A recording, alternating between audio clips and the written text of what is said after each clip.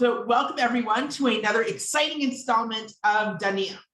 And so I just wanted, so tonight we're going to be starting our final vision of Daniel, and it's going to be almost an in-depth history lesson, like a play by play of the Seleucids and the Ptolemies, kind of the back and forth there.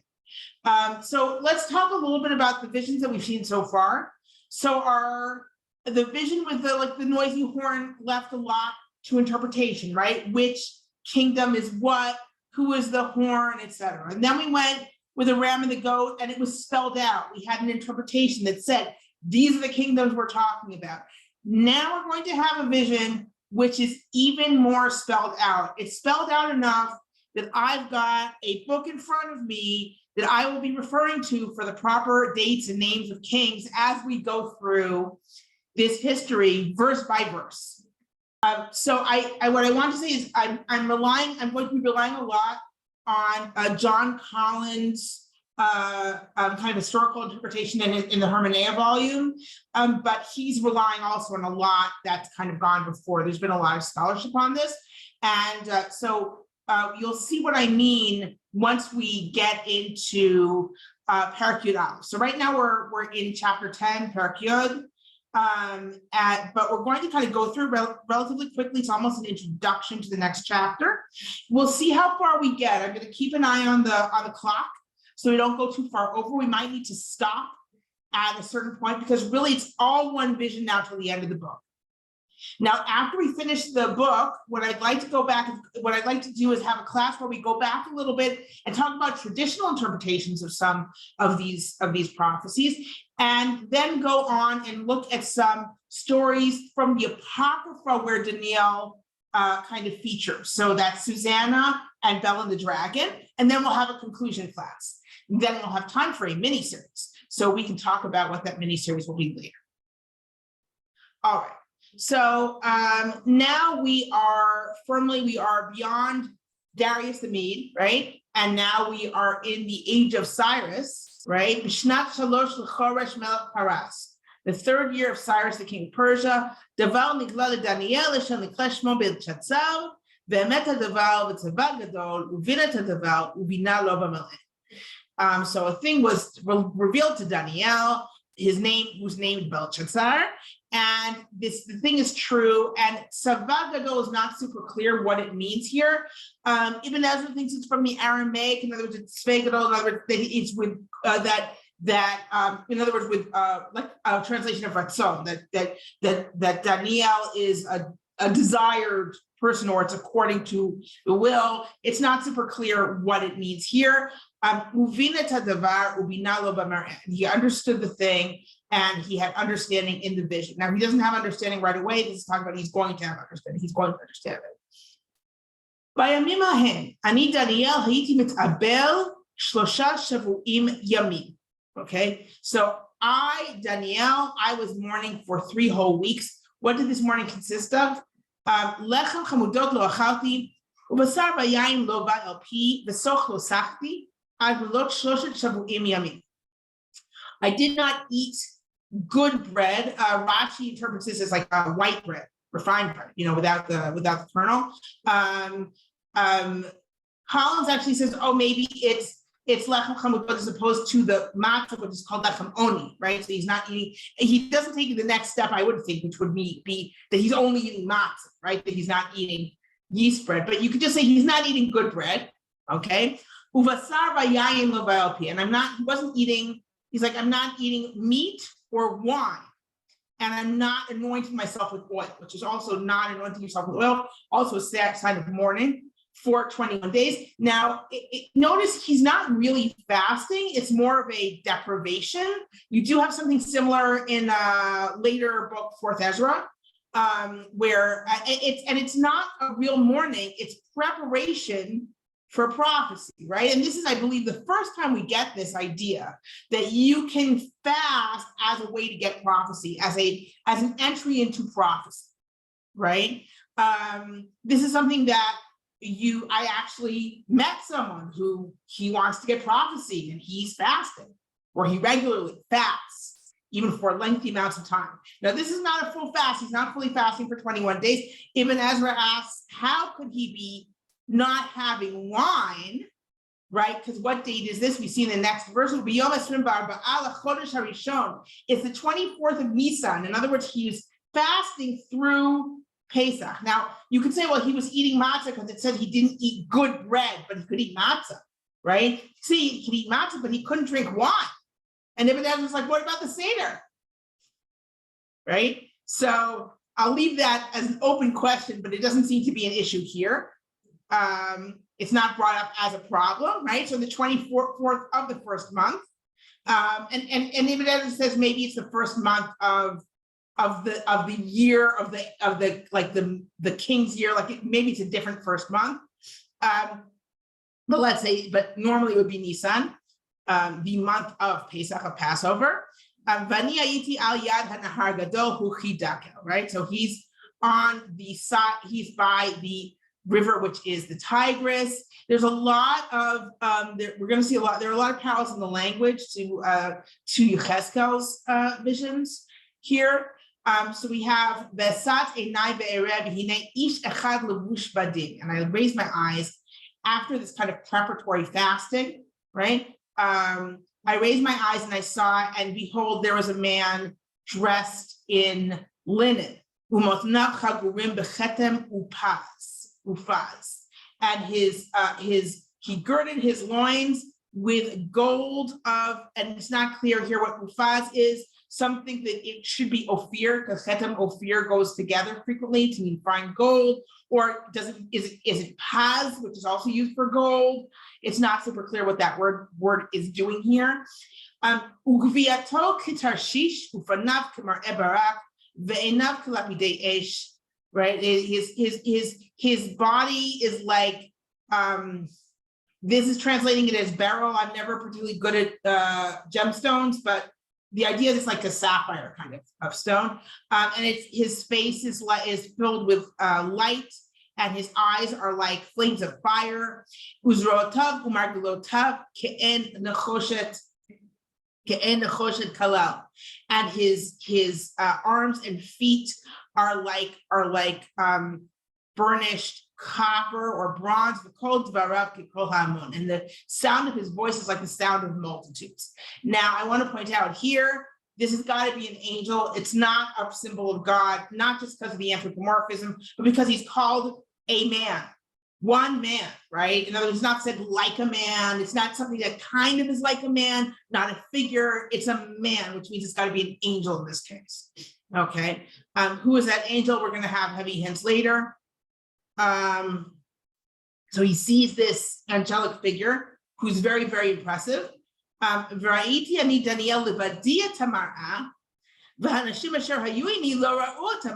I, Daniel, I'm the only one who saw this thing, and the people who were with me did not see it. But they got very, very scared and they ran and they hid. Maybe it means that they heard the sound but couldn't see it, and so they ran and hid. Or they felt the natural terror of being in the presence of a revelation, even though they could see nothing. Right? Daniel's left alone. I was left alone.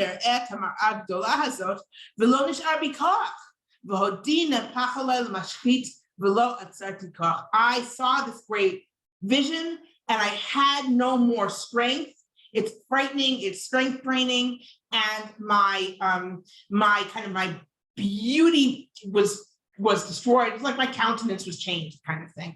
And I had no more strength. Veshma et kol dvarav, uchosham'i et kol dvarav, v'ani hayiti nirdam al panai ufanai arts. And when I heard the sound of his words, but when I heard them, I collapsed. I fell asleep on the ground. Okay. Now, again, we have this idea here, and I think this is what this is reflecting, that the prophecy that at this point, people are getting visions in sleep. In order to really get a vision, you need to be sleeping, right? So he falls asleep. Okay.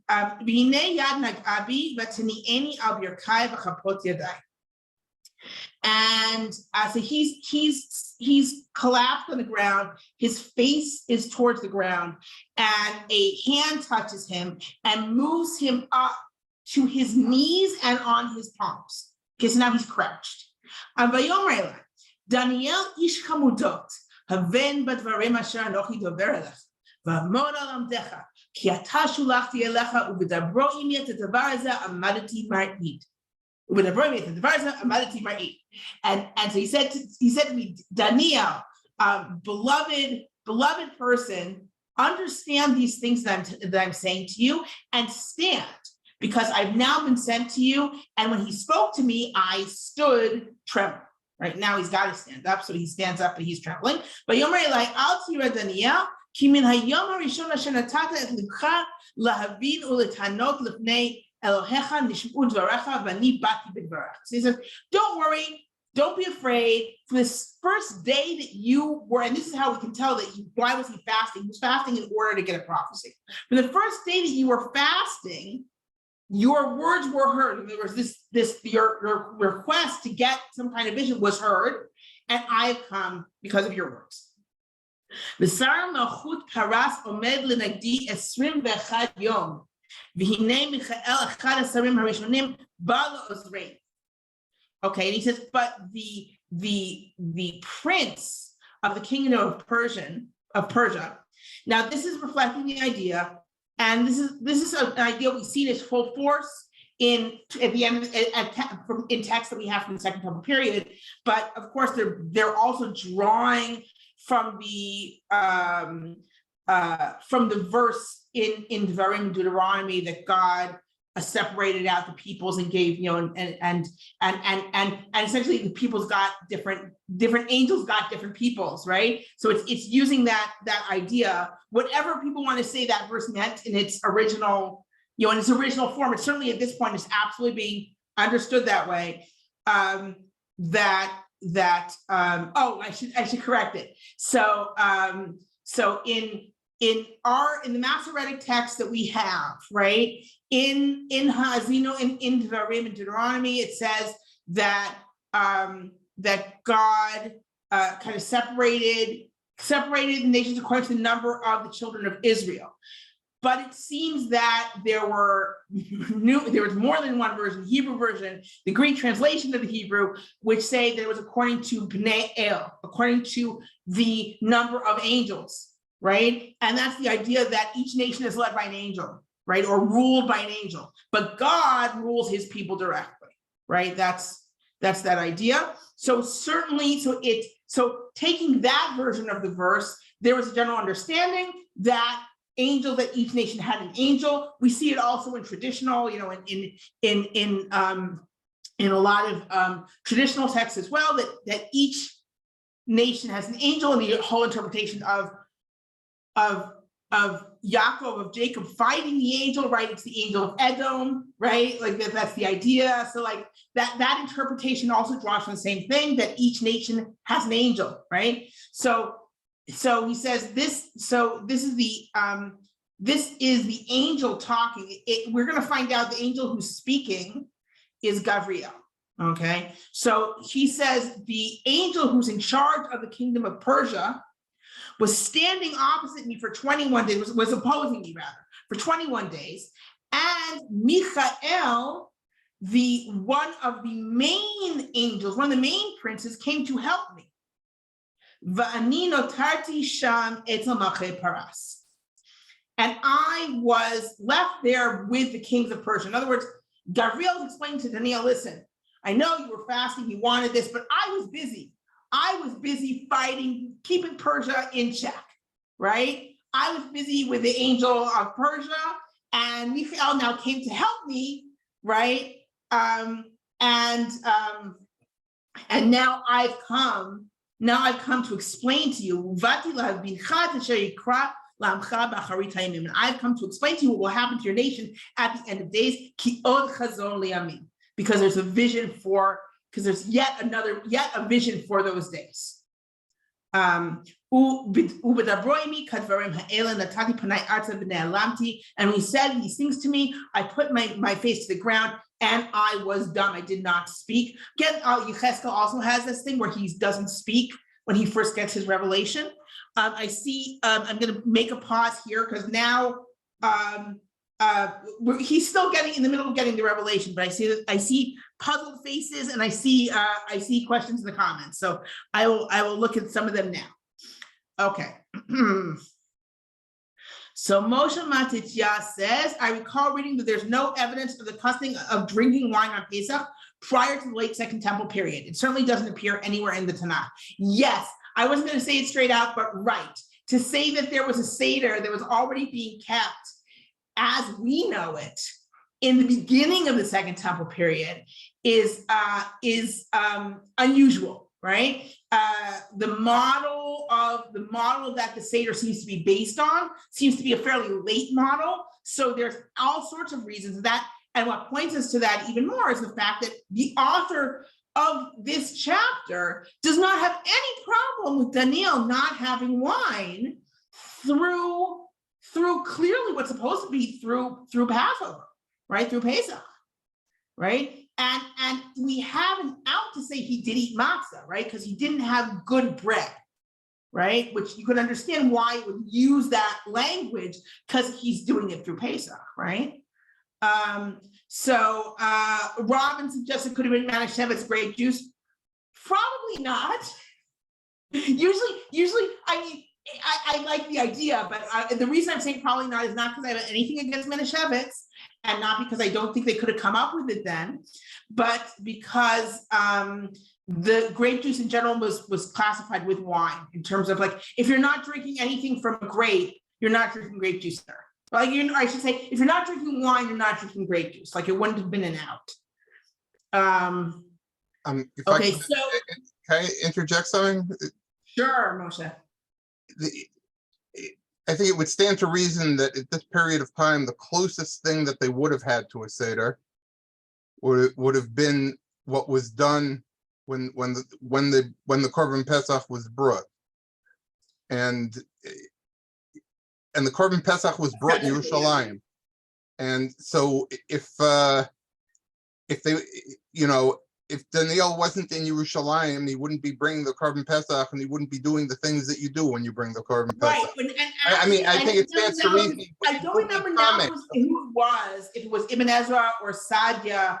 Oh, one of the commentaries is actually like, what do you mean he didn't eat meat? Of course he didn't eat meat. In those days, they weren't eating meat because they couldn't bring sacrifices, so no one was eating meat. It's like, well, apparently they were eating meat. Right, but right, if you think about the biblical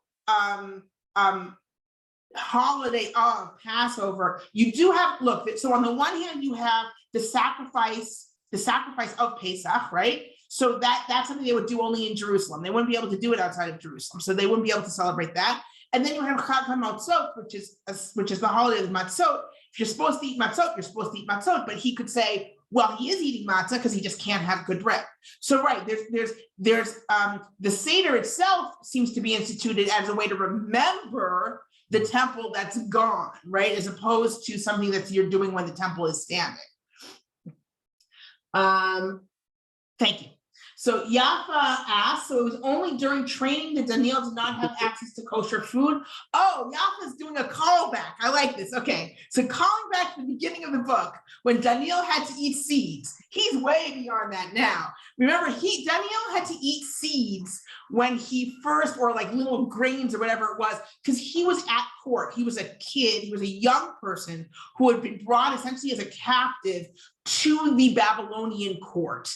So the idea then is you cannot control what you're eating. They're giving you rations, and they want you to eat those rations so you stay healthy. So they don't want you not eating the rations because then you're not going to look healthy and you're going to get the person in charge of you in trouble, right? But they're also not going to give you any special food because who the heck are you, right? So that was the situation in the beginning of the book. In this case, Daniel he is an independent agent. He may be working in the court, but he can determine what he eats or doesn't eat. Okay.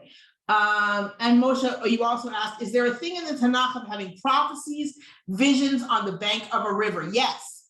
specifically with Ezekiel, right? With Ezekiel. What does the angel mean when he says, "I was left with the kings of Persia"? That's a good question. I think that actually there's some kind of problem there. Just a second, because there's a question. Did I miss a question? No, I've got everything. Okay.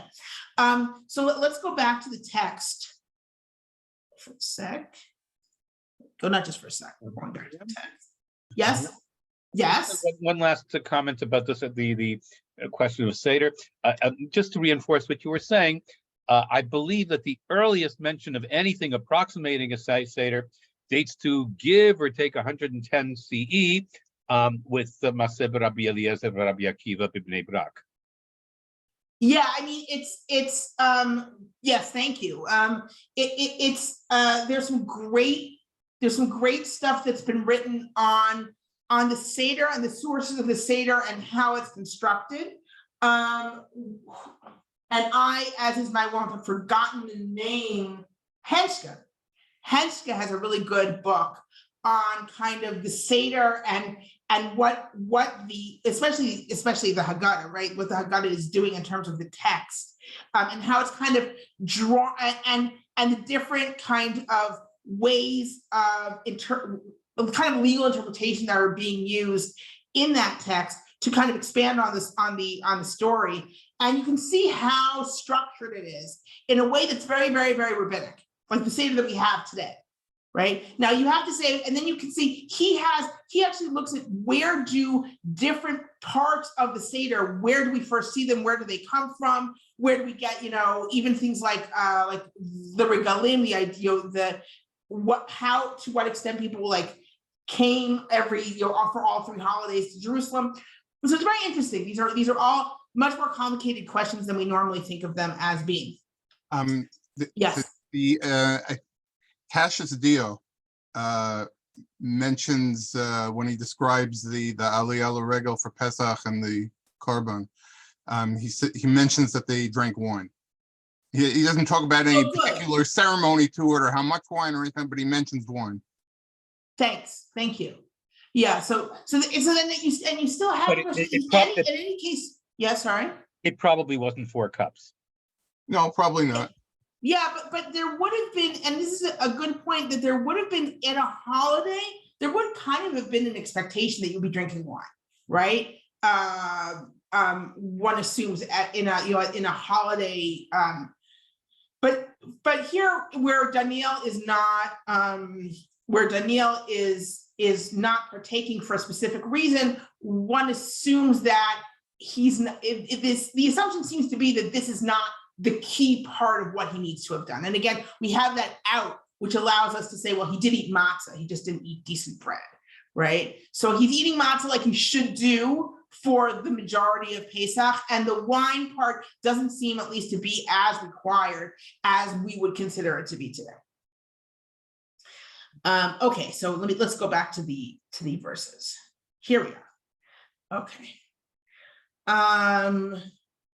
Okay, so we're back where he was left over there beside. I think, and I have to look and see if there's a different version of this, because I think what he's saying actually is, I think that he's saying I'm still busy with it. This is something going back. I think what he's saying is this. He's saying, I was dealing with the angel who's in charge of Persia.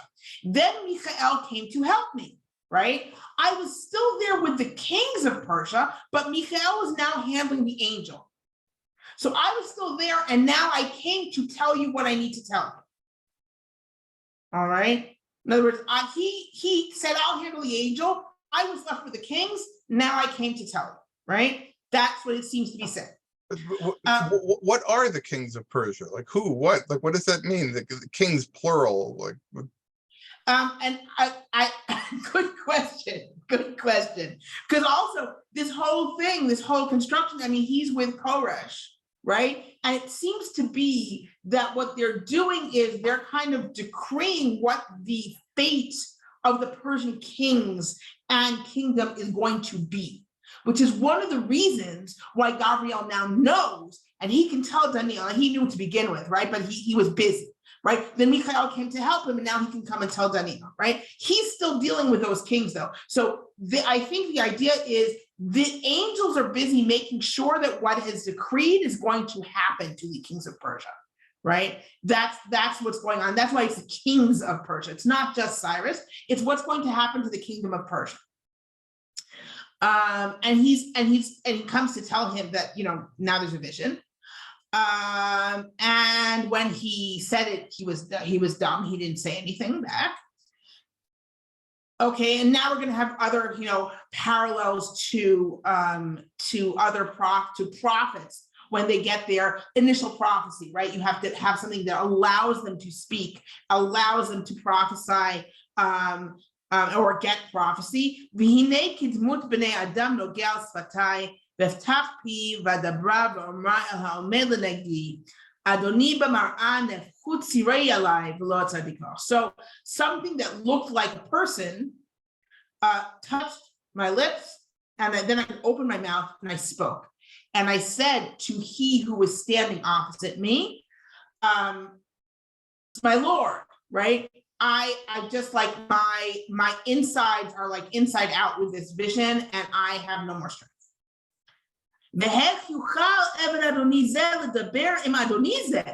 And how can the servant of my master speak with my master, right? And I, from now on, I have no more strength, and there's no more life left in me. There's no more soul left in me.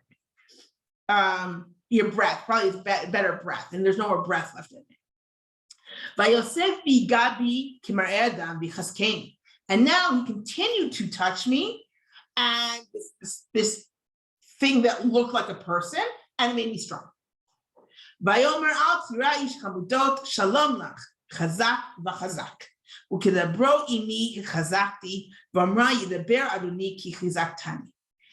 he said, don't be afraid, much loved person. May you have peace, be strong. And when he spoke with me, I in fact got stronger. And I said, let my master speak, because you have made me strong. You've given me strength, rather. Vayomer hayadata lama bati elecha vata ashuv lilachem im sar paras. And he says, do you know why I came to you? Because now I have to go back to fighting the angel of Persia, right? Because Michael kind of took care of him for a little while, but now I'm going to go back soon and keep fighting him. Vanil say, right? And when I go forth against the angel of Persia, the angel of Greece is going to come. But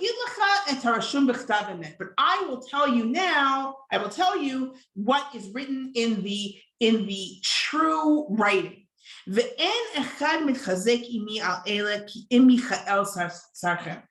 there's none who is kind of on my side with this, except for Michael, your angel, right? This is the first time we have Michael in Bible, in Jewish text, essentially, unless you say First Enoch is earlier, right?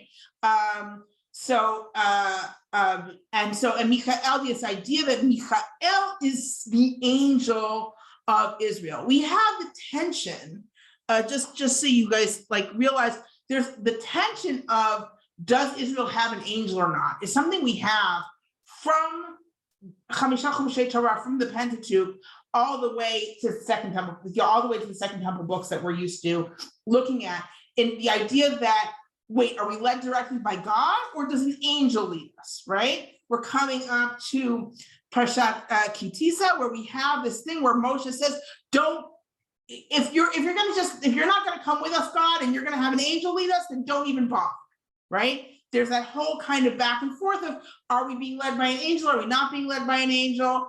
And you have that back and forth also in the Chumash, in the Pentateuch, but you especially have it and you see it very bluntly in Second Temple works. So for example, in the War Scroll, Michael is kind of the guy who's in charge of the forces of kind of Israel. He's fighting against Belial, right? It's Michael and Belial, each with the forces, like the forces of good and forces of evil kind of thing, the children of light and children of darkness. And just a second, Joel, I see your hand up, but and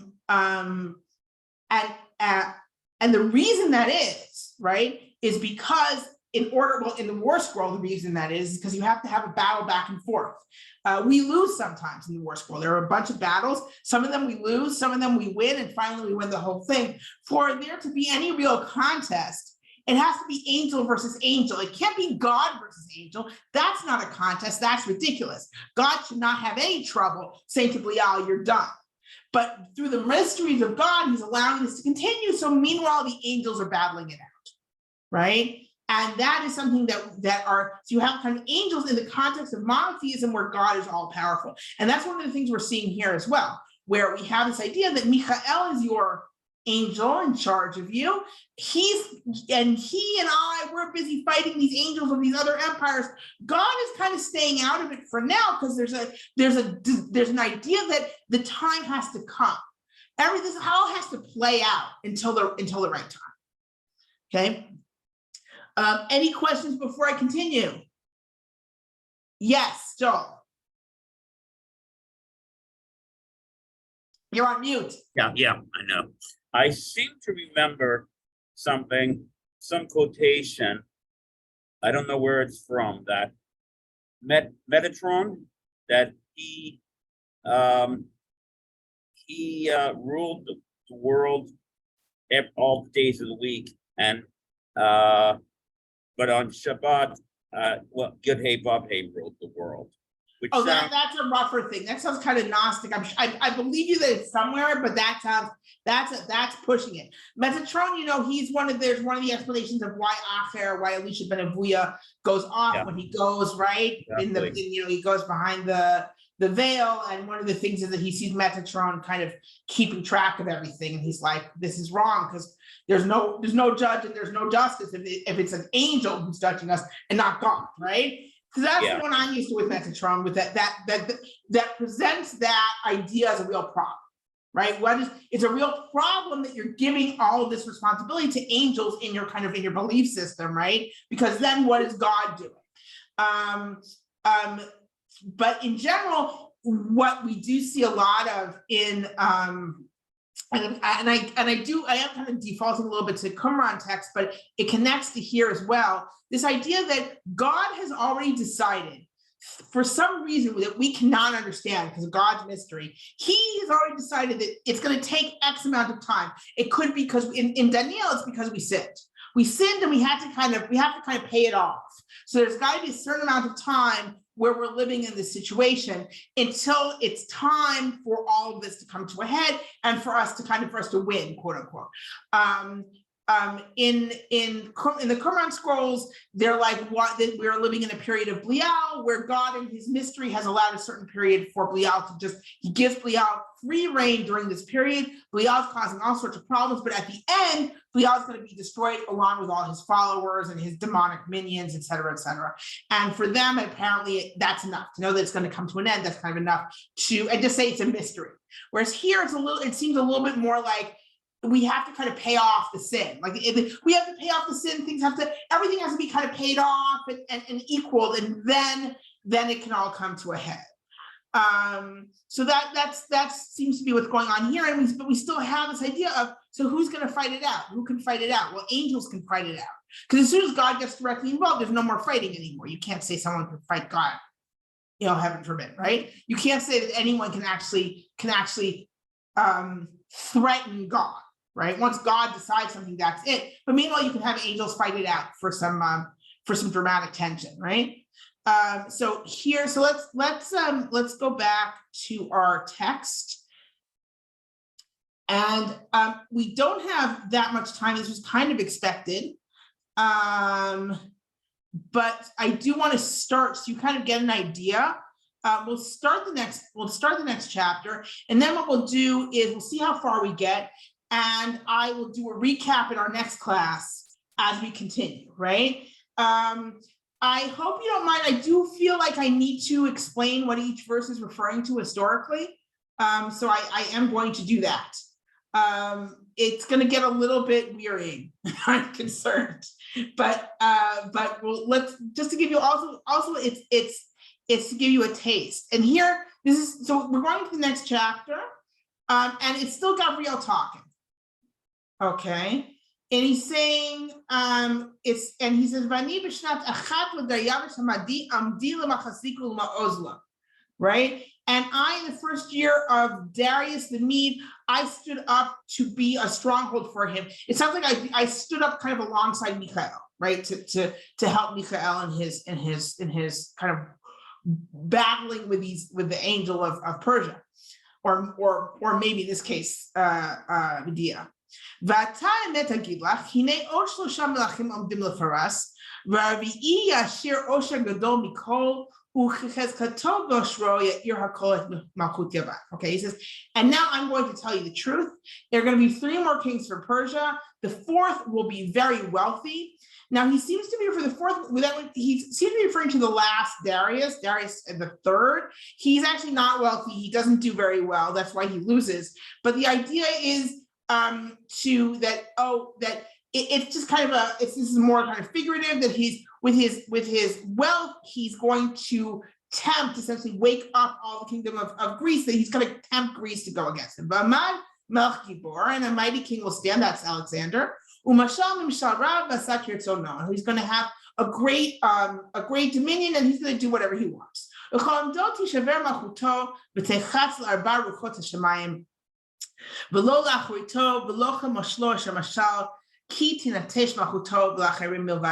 when he stands up, his kingdom is going to be broken. It's going to be divided to the four winds of heaven, to the 4 directions, and it's not going to be for his posterity. It's not going to be the way that he ruled, right? His kingdom is going to be essentially uprooted, and it's going to be given to other people. Okay. Now we're going to get into Ptolemies versus Seleucids. All right. So what happens? So this is of course talking about the four winds, is the Diadochi that take over for Alexander when he dies. Okay. And then we're going to go into the Vayechazak Melech HaNegev Umin Sarav. And the king of the south grew strong. Who is the king of the south? Ptolemy the First. Ptolemy the First rules over Egypt, right? So he's the king of the south, right? So Ptolemy the First very quickly took possession of Egypt after Alexander died.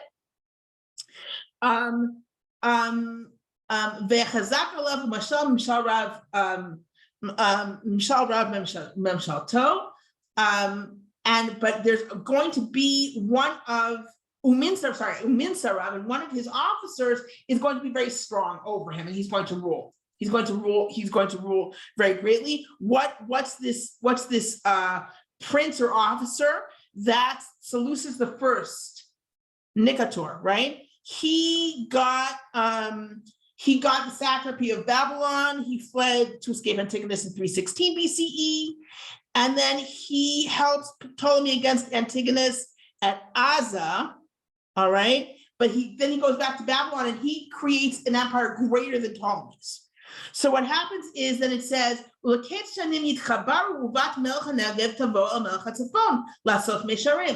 in the matter after a certain number of years, they're going to have an alliance, and the daughter of the king of the south is going to come to the king of the north, to do, to make everything even, to make the alliance, right? So that is Antiochus. So, like I said, I have to remember all the different names here. So it's Antiochus II, okay, grandson of Seleucus, married Bernike, the daughter of Ptolemy II. Okay. Now, so what happened? All right. So now you have an alliance, right, between the Seleucids and the Ptolemies. All right. But velo tatzor koch hazra, velo ya'amod uzro'o v'tinaten hi u'mevi'eha v'yoda u'machzika be'itim. But he's not. She's not going to retain her strength, the strength of her arm, and he's not going to stand, and he's not going to stand with his arm, and she and the and she and those who brought her, and I would say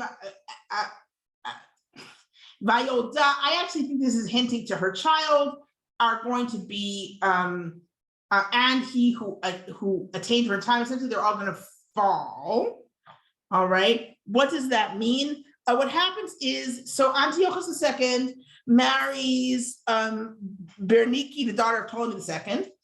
And then at a certain point, he gets back together with his first wife. I mean, she's still around, right? He gets back together with his first wife who, and then he dies mysteriously. And then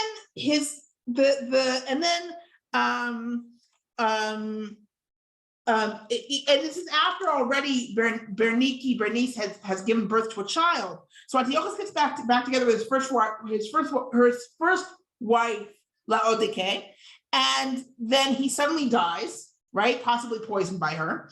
And then of course, Bernike and her child also kind of mysteriously died. And also a lot of the Egyptian entourage who went together, who went from the Ptolemies, who went along with Bernice to accompany her, they also died. So essentially that's what this verse is talking about. In other words, there's gonna be an alliance, he's gonna marry her, but she's not gonna stand for long, her kid's not gonna stand for long, everyone who went with her, they're not gonna stand for long, okay? Next verse.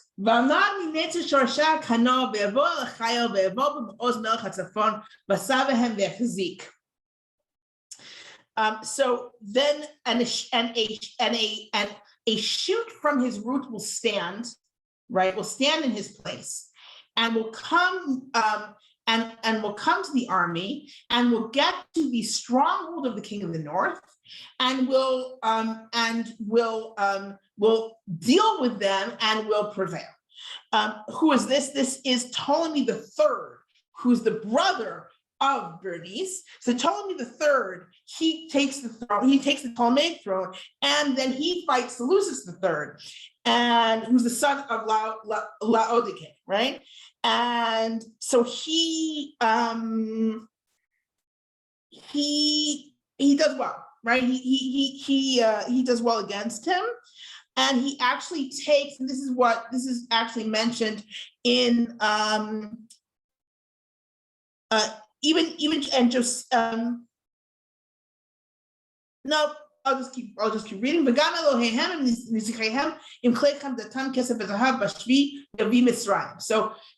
the Ptolemy the third takes the gods out of the temple. This was a standard thing to do. If you win, that means you win against their gods, and you take their gods out. He took their gods out and all his gold and silver, and he brought it to Egypt. Right, and he'll be able to and he will either withstand the king of the north for years, or will just stay away from the king of the north for years. And he will come to the king of the south, but he will return to his own land. That's Seleucid II. He recaptured a lot of territories that he lost to the Ptolemies, but he wasn't able to invade Egypt. Uvanat, I know this is all fascinating. Oh, Robin, what do you have there? You have a timeline? I can't see. Okay, so there's more. Here, let's keep going.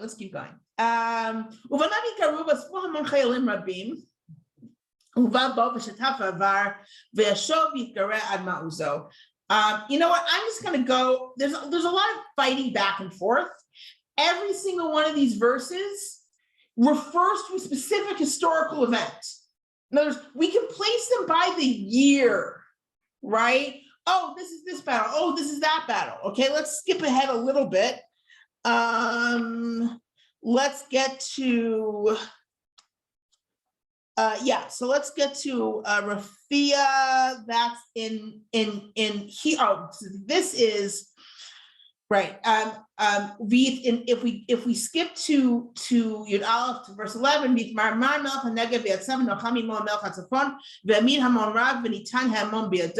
this is where the king of the south is bitter, is angry, and he goes out and he fights with the king of the north, and he sets up a large multitude, and a large multitude is given in his hands. This we know from this was the Battle of Raphia. In 217 BCE, according to Polybius, Ptolemy had 70,000 infantry, 5,000 horses, and 73 elephants, whereas Antiochus had 62,000 infantry, 6,000 cavalry, and 102 elephants. Antiochus was defeated and lost some 17,000 men, the multitude given into the hand of Philopator. Okay, so that's that verse. That's a major battle between Ptolemy and Antiochus. We're not up to Antiochus IV yet.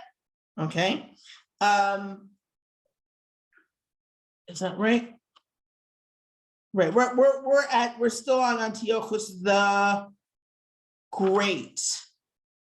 Right. Yes, Antiochus the Great, who was Antiochus the Third. All right. So all right, and let's just keep on going. Because essentially there's fights back and forth. Why is it so important, by the way? Why is it so important? Because during this whole period, the Jews are under the Ptolemies. So these fights back and forth between Ptolemies and the Seleucids are actually very important to kind of the Jews, because they're following it. It's affecting them very much. The chief area that's kind of going back and forth is I had the map here. Just a second. Oh no, here it is. Okay, so this is, I think in English you say Syria, but it's in Greek it's Koele Syria, right? And this area is being kind of is more the one that's being kind of conquered back and forth between the Ptolemies and the Seleucids during this period, whereas the land of Israel is really kind of staying under Ptolemaic rule until about 200 BC. Okay, so they're under the Ptolemies, and this is kind of going back and forth between them. There's and Phoenicia. There are also wars over Phoenicia. So if we go back. I'm going to, okay, so here, I'm going to go to Pasuk Yud. So the king of the north, now remember, king of the south, Ptolemies, king of the north, Seleucids, right? That's the rule. So the king of the north came back and he had an even greater multitude than before.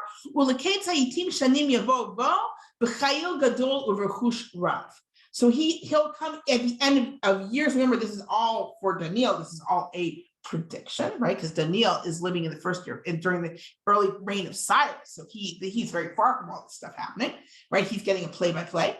And so at the end of years, he's going to come with with an army and much wealth, right?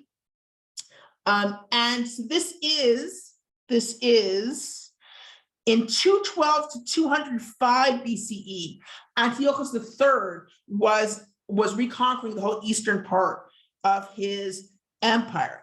And then in 204 BCE, Philopator died, and he was succeeded by Ptolemy V, who was a 6-year-old, right? So that was when Antiochus moved against Egypt, Antiochus III. So he recaptured this area, right? Koele Syria, right? And then he had the battle of Panias, of the Banyas, right? So the battle of the Banyas, that was in 200 BCE, right? And that's when the Seleucids take over Judea. Okay, so that is this moment, right? So here we have, so the king of the north comes back. He fights the king of the south. Remember, the south is weak now. The Ptolemies are weak now because you have a little 6-year-old who's supposed to be the king, right? And And so there are a lot of, at that time, a lot of different forces were standing up against the king of the south. Probably districts like probably areas of the Ptolemaic kingdom were actually kind of rebelling against the Ptolemies themselves, as in addition to other surrounding kings.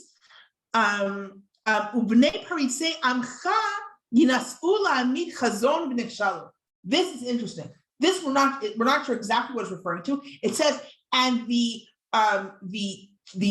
members of kind of the upstarts, the rebellious people of your nation, they will try to set up a vision and they will fail. Who could this be? And it seems like there was, at the time when the Seleucids and the Ptolemies were battling it out, and actually battling it out over Judea, there were members of, there were Jews who were pro-Seleucid or pro-Ptolemies. And this is probably referring to those Jews who were pro-Seleucids, right? Because we know what happened with the Seleucids in the end, right? And it would make sense for there to be this kind of conflict. There's an idea that possibly even Shimon HaTzadik was on the side of the Seleucids when this battle was coming on. So there was, but the author of this chapter and in Daniel's vision, these guys are bad. Whoever these guys are, and you don't know what vision they want to fulfill. Are they pro-Ptolemy? Are they pro-Seleucid? They're probably, because of the negative attitude towards them, they're probably pro-Seleucid, right? That's, but it doesn't say it in the verse. Okay.